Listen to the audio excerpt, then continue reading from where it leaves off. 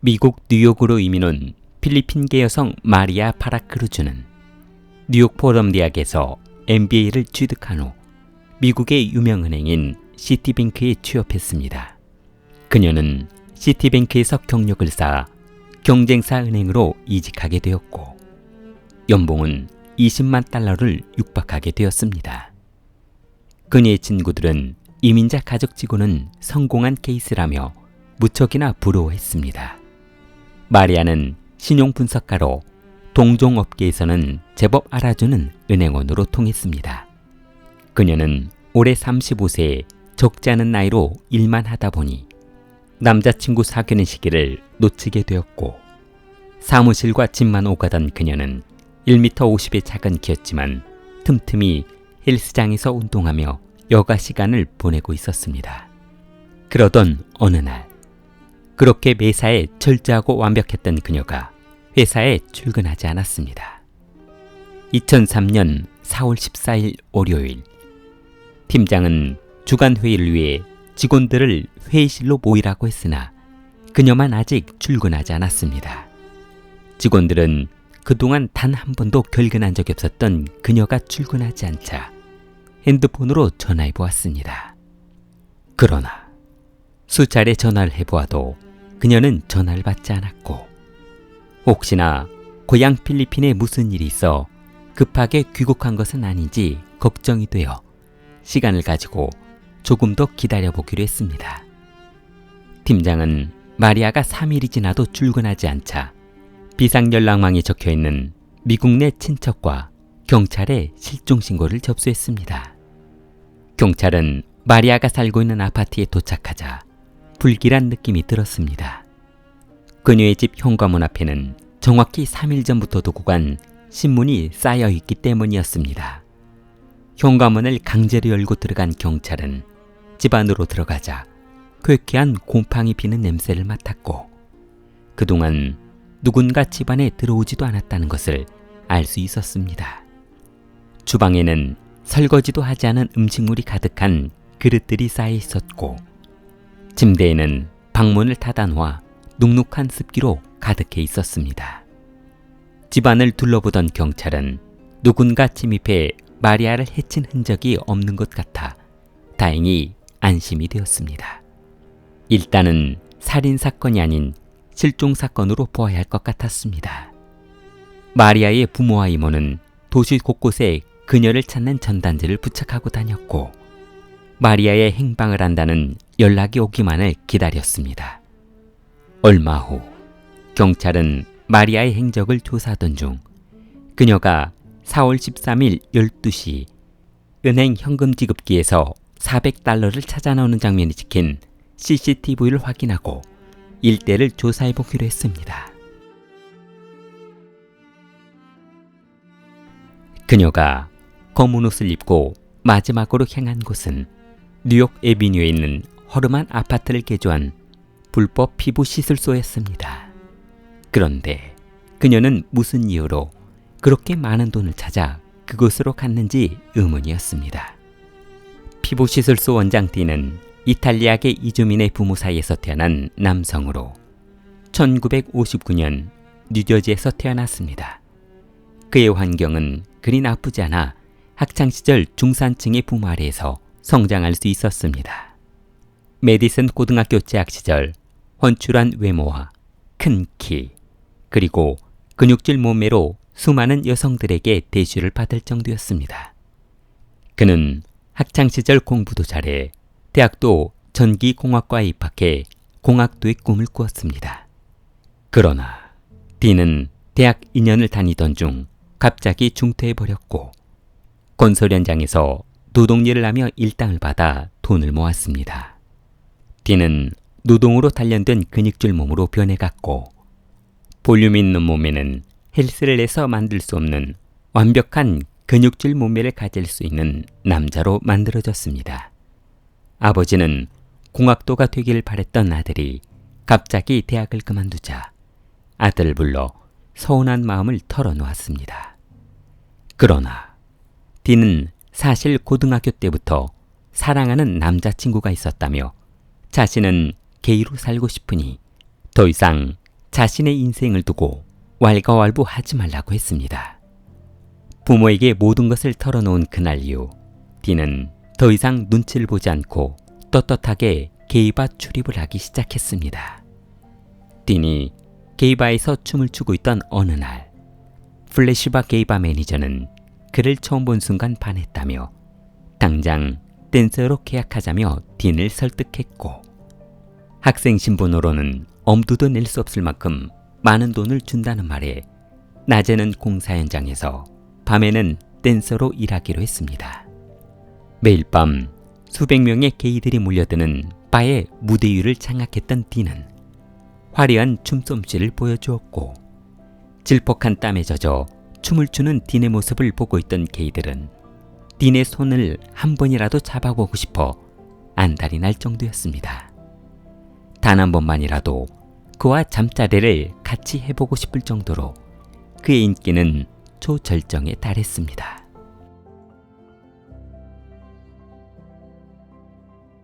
게이바에서 핫한 댄서로 일하던 딘을 지켜보던 손님이 한 명 있었습니다. 그는 마이클 라트라는 남성이었는데 아주 고급 손님들이 드나드는 웨스트 빌리지에 있는 스파를 운영하고 있는 게이 사장이었습니다. 그는 때마침 오래된 스파 영업장 리모델링을 생각하고 있던 차에 자신이 좋아하는 댄서 딘이 낮에는 공사장에서 일한다는 소식을 듣고 인테리어 공사 부탁을 하기 위해 딘을 찾아갔습니다. 웨스트 빌리지는 게이들의 상징적인 거리였고 그가 운영하는 스파 손님들은 상당수가 돈 많은 게이 손님이었습니다. 마이클 라트는 딘에게 인테리어 공사를 맡기며 술자리와 식사를 같이 하더니 연인관계로 발전해 갔습니다. 돈 많은 마이클은 매일 밤 딘을 위해 파티를 열었고 두 사람의 사랑은 깊어졌습니다. 사랑이 깊어지자 마이클은 딘에게 사업 제안을 했는데 그 사업은 바로 레이저 제모 사업이었습니다. 손님들의 눈썹을 제거하고 겨드랑이 털을 제거해주는 것만으로도 1시간에 $100를 벌 수 있다고 했습니다. 마이클은 딘의 잘생기고 좋은 몸매를 여성과 게이 손님에게 이용해 많은 돈을 벌 수 있을 것으로 확신했습니다. 그리고 딘을 미용 학원에 접수해 주었습니다. 딘이 배우는 모든 학원비는 마이클이 대주며 투자했습니다. 레이저 미용 기술 자격증을 취득한 딘은 마이클의 영업장에서 일을 시작했고 미남 미용사가 제모해준다는 소문이 퍼지면서 스파는 매일 예약이 불로 차고 손님 대기로 가득했습니다. 딘은 매주 6일을 근무하며 마이클이 말한 대로 시간당 $100 이상을 벌게 되었습니다. 딘은 불과 몇 년 사이에 엄청난 돈을 벌게 되었고 그 돈으로 매물로 나온 거대한 집을 구매했습니다. 그가 구매한 집은 유명한 오페라 가수인 마리아 게리타의 집이었는데 그 집은 방만 60개에 달하는 아주 거대한 주택이었습니다. 딘이 이 거대한 주택을 구매한 이유는 자신의 인테리어 기술을 이용해 집을 모던한 인테리어로 고치고 마이클과 매일 밤 파티를 열어 살 수 있는 집을 만드는 것이었기 때문이었습니다. 두 사람이 연인으로 지낸 지 7년이 지나던 어느 날 딘은 마이클로부터 충격적인 말을 듣게 되었습니다. 마이클이 에이즈에 걸린 것이었습니다. 에이즈에 걸린 마이클은 의욕을 잃고 시름시름 앓더니 얼마 후 합병증으로 사망하고 말았습니다. 진심으로 사랑했던 마이클이 사망하자 딘의 가슴은 매일 두려움으로 잠을 이룰 수 없을 정도였습니다. 매일 술과 약물에 쩌들어 파티장을 기웃거리는 인생을 살게 되었습니다. 이제 그는 공사장 현장에서 땀 흘리며 일하는 것도 싫어졌고 게이바에서 춤추는 것도 싫어졌습니다. 그렇게 매일 밤을 술과 약물에 취해 지내다 보니 약값으로 가지고 있는 모든 돈을 탕진하게 되었고 새로운 인생을 시작해야만 했습니다. 돈벌이를 찾으려 전단지를 보던 그의 눈에 들어오던 광고가 있었습니다. 맨하탄 중심가에서 피부과 개인 병원을 운영하고 있는 닥터였습니다. 그녀는 맨하탄에서 상당히 유명한 피부과 의사였고, 만약 그녀 밑에서 레이저 시술 일을 할 수 있게만 된다면 많은 돈을 벌 수 있을 것이라 생각했습니다. 딘이 그녀를 찾아가 상담하자 닥터 로라 플레이스는 그렇지 않아도 일반 환자를 처리하느라 레이저 치료 환자를 처리할 수 없던 차에 그를 만난 것이 행운이라며 잘생긴 외모와 친절한 그의 태도에 일단 간단한 치료를 요하는 손님인 눈썹 제모나 겨드랑이 제모 같은 아주 간단한 일을 맡겨보기로 했습니다. 로라는 딘을 고용한 지 1개월이 채 지나지 않아 병원 안에 대기 환자를 보고 깜짝 놀랐습니다. 그의 잘생긴 외모를 보고 밀려드는 여성 손님이 끝이 없었기 때문이었습니다. 딘은 단골 손님이 생기기 시작했고, 그에게 진료를 받기 위해 며칠을 기다리는 대기자 명단은 로라를 흥분시키기에 충분했습니다. 로라는 수익성이 확실해지자 과감한 투자를 결심했습니다. 그녀는 최신식 레이저 치료 기계를 구입하기로 했는데, 병원에 들여놓은 최신식 레이저 치료기 상품은 그 당시 출고되었던 레이저 장비 중 최고가의 상품이었고, 딘은 이제 맨하탄에서 최고의 장비를 가진 아주 친절하고 잘생긴 레이저 치료사로 소문나면서 더 많은 돈을 벌게 되었습니다. 하지만 딘은 얼마 후 많은 돈을 벌고는 있었지만 병원에 벌어다주는 금액에 비하면 자신이 가져가는 돈은 아주 미약하다는 것을 알게 되었습니다. 5개월 뒤 병원은 일반 진료를 할 수 없을 정도로 딘에게 레이저 치료를 받기 위해 대기하는 손님이 넘쳐났고, 닥터 로라는 이 광경을 보고 너무 흡족해했습니다. 그러나 행복도 잠시, 딘은 로라에게 충격적인 고백을 하고 말았습니다. 자신이 게이였던 사실을 털어놓은 것이었습니다. 딘이 이곳까지 오게 된 것도 사랑하는 남자친구 마이클이 에이즈에 걸려 사망하면서 슬픔을 잊으려 이곳까지 오게 되었는데, 더 이상 자신이 에이즈 환자라는 것을 숨길 수 없어 이제라도 고백할 수 있는 용기가 생겼다며 자신을 용서해달라고 했습니다. 닥터 로라는 미안한 마음을 호소하는 딘이 너무 불쌍했고 그의 말에 귀를 기울여 봤습니다. 딘은 병원에 손님이 많아져 좋기는 하지만 행여나 자신의 병을 손님에게 옮기기라도 하는 날에는 병원에 큰 문제를 줄 수 있는 것 같아 이쯤에서 자신이 떠나는 것이 좋을 것 같다는 말을 했습니다. 이제 부모님이 계시는 고향에 가서 치료에 집중하다 마지막 생을 마감하겠다고 했습니다. 닥터 로라는 그의 말을 듣고 딘의 뜻대로 치료를 잘 받아 회복하기를 기원한다며 아쉬운 이별을 했습니다. 그러나 딘이 떠나고 지인들로부터 딘의 소문을 듣게 되었을 때 그녀는 엄청난 배신감에 업무를 볼 수 없었습니다. 에이즈에 걸렸다는 딘의 말은 모두 거짓말이었고 고향집에 가서 치료를 한다는 말도 모두 거짓이었다는 것을 알게 되었습니다. 딘이 병원을 떠나고 몇 개월 후 닥터 로라는 피부과 잡지 서적에서 아주 낯익은 이름을 보게 되었습니다. 닥터의 이름은 바로 딘이었습니다. 뉴욕의 레이저 시술 병원을 차린 딘은 간단한 제모가 아닌 레이저 치료를 하고 있었습니다. 전문의 자격증이 있어야 하는 흉터 제거 시술이라든지 화상치료 등 자격증이 있어야 치료할 수 있는 환자를 진료하고 있는 것이었습니다. 닥터 로라는 딘에게 너무 큰 배신감을 느껴 보건부에 불법 의료 행위를 신고했고 딘의 영업장에서 안타까운 의료사고가 발생하지 않기만을 바랬습니다.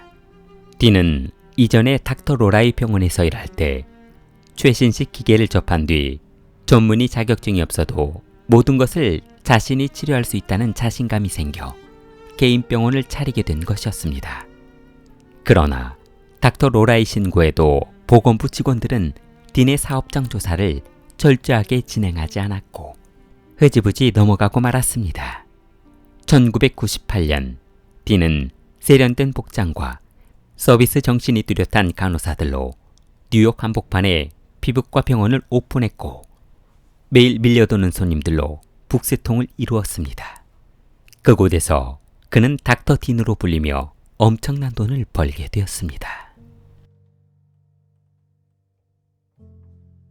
1998년 딘은 전문 지식이 없이 최신식 기계로만 시술을 해주며 많은 돈을 벌게 되자 이전의 게이클럽에서 게이들과 어울려 지내던 습관을 버리지 못하고 게이클럽을 기웃거리기 시작했습니다.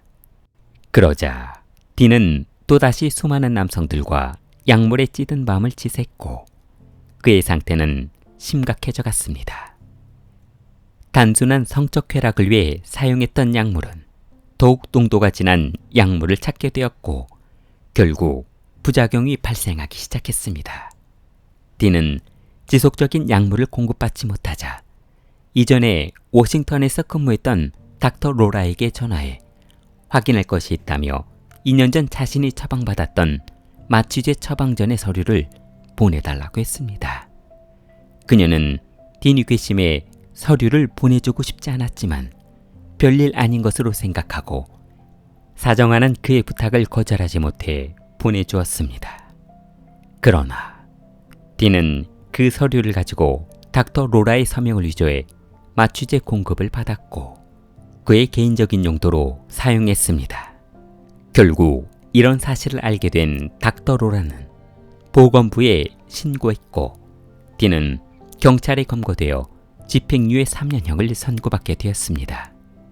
중형을 선고받을 것으로 예상을 했지만 법원은 초범인 그에게 관대한 판결을 내려주었습니다. 법원의 선처로 풀려날 수 있었던 딘은 반성은커녕 약값을 벌기 위해 비밀리에 맨하탄의 허술한 아파트를 임대해 내부 인테리어 공사를 한 후 철저하게 인터넷만으로 손님을 받아 진료를 시작했습니다. 외진 곳에 또다시 불법 피부 시술소를 차려놓고 비밀리에 영업활동을 시작한 그는 이전에 했던 시술이 아닌 다른 분야로 확장하며 문신 제거, 보톡스, 상처 치료 등을 하고 있었습니다. 딘은 그동안 업자에게 밀렸던 약물값을 지급해야 했고 손님들에게 현찰을 유도하며 증거를 남기지 않으려 했습니다. 그가 불법 시술소를 오픈한 지 얼마 지나지 않아 혀가 검은색으로 변하고 있다며 저렴하게 치료하기를 바란다는 필리핀 이민자 올해 35세인 여성 마리아가 그의 병원을 방문했습니다. 딘은 그녀를 보자 신뢰를 주기 위해 그동안 근무했던 유명 병원 사진을 보여주며 믿음을 주었고 마리아는 그를 신뢰하며 딘이 내민 치료계약서에 서명했습니다. 조건은 현금으로 일단 계약금 $400를 지급해야 한다는 조건이었고 그녀는 다음 진료 때 은행에서 $400를 현금으로 찾아 딘의 진료실을 찾아갔습니다. 2003년 4월 13일 마리아가 치료를 받기 위해 딘의 진료실로 들어가자 딘은 그녀를 진료실 침대에 눕혀놓고 마취제를 투약했습니다. 그러나 마리아에게 마취제를 투약한 딘은 갑자기 발작하는 환자 마리아를 보고 너무 당황했습니다. 마취제 부작용이었습니다.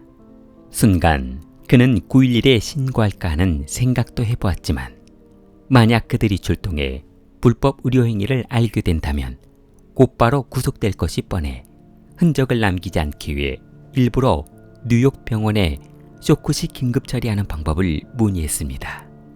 그러나 그쪽 병원에서는 911에 신고하고 전문 병원에서 처리하는 방법밖에 없다며 지금 당장 구조 요청을 하라고 했습니다. 전화를 끊고 갑자기 두려워진 딘은 짐을 챙겨 병원을 나왔습니다. 그리고 부동산을 찾아가 집을 급매물로 내놓을 테니 최대한 빨리 팔아달라고 했습니다. 이틀 뒤 부동산은 집을 아주 저렴한 가격에 내놓았고 거금을 챙긴 딘은 코스타리카로 도주했습니다.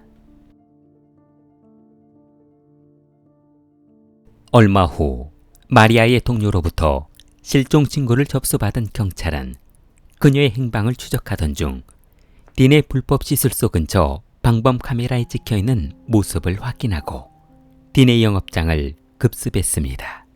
그러나 경찰은 시술소를 아무리 뒤져봐도 그녀를 찾을 수 없었습니다. 진료 흔적은 남아있었으나 마리아의 모습은 찾아볼 수 없어 납치 사고로 사건을 전환해 딘의 지인을 찾아가 그의 행방을 알아보기로 했습니다. 조사가 시작된 지 얼마 후 경찰은 딘의 전 남자친구로부터 이상한 제보를 받게 되었습니다. 딘의 남자친구 바은은 딘이 갑자기 자기 집에 찾아와 맡길 물건이 있다며 검은색 스포츠 가방을 가져왔는데 아무 말 없이 집을 나간 뒤 돌아오지 않자 가방에 무엇이 들어있나 살펴보았더니 그 안에는 마리아라는 여성의 신분증이 들어있는 지갑과 여성의 것으로 의심되는 옷들이 들어있어 이상한 생각이 들었다고 했습니다. 딘이 여자를 좋아할 리 없기 때문이었습니다. 그는 게이라서 여성에게 조금도 관심이 있을 리 없었고 이런 물건을 자기 집에 보관할 리 없기 때문이었습니다. 바은은 자신의 집에 이상한 가방을 보관하고 연락이 되지 않자 딘에게 수차례 전화를 해보았습니다. 그러나 연락이 되지 않아 그의 집을 찾아갔습니다. 그런데 이상하게 딘이 혼자 주차장 차고에 엎드려 시멘트로 바닥을 메우는 공사를 하고 있는 장면을 목격했다며 진술했습니다. 경찰은 곧바로 이전에 딘이 살았던 집으로 출동했고 딘의 집을 산 집주인에게 동의를 얻어 주차장 바닥을 파보기로 했습니다. 한참 동안 땅 파기 공사가 진행되자 바닥에서 검은색 가방이 발견되었고 주차장에 악취가 진동했습니다. 경찰이 검은색 가방을 꺼내 열어보자 그 안에는 발가벗은 여성의 시신이 담겨져 있었는데 가방 안에 있던 시신은 부패할 대로 부패해 있었습니다. 경찰은 딘의 출국 기록을 조사해보자 코스타리카로 도주했다는 사실을 알아내고 그를 검거하기 위해 출국했습니다. 얼마 후 그의 행적을 추적하던 경찰은 수소문 끝에 딘을 찾아냈는데 그는 코스타리카의 산호세 게이바에서 댄서로 일하며 생계를 유지하고 있었습니다. 2004년 2월 26일 경찰은 현지인의 제보로 게이바에서 춤을 추고 있는 딘을 검거했고 2005년 5월 미국으로 소환했습니다. 딘은 징역 25년형을 선고받았지만 사건 당시의 내용을 모두 진술하는 조건으로 20년형으로 감형되었고 교도소에서 모범수로 선정되며 징역 17년형을 선고받았습니다. 혀가 검게 변해 치료를 받기 위해 우연히 딘의 병원을 방문했던 마리아는 딘이 잘못 투약한 마취제 사고로 사망하면서 그의 부모의 뜻에 따라 시신을 필리핀으로 가져갔습니다. 길리테미를 사랑하는 마을, 좋아요와 구독으로 표현해보세요. 길리테미였습니다.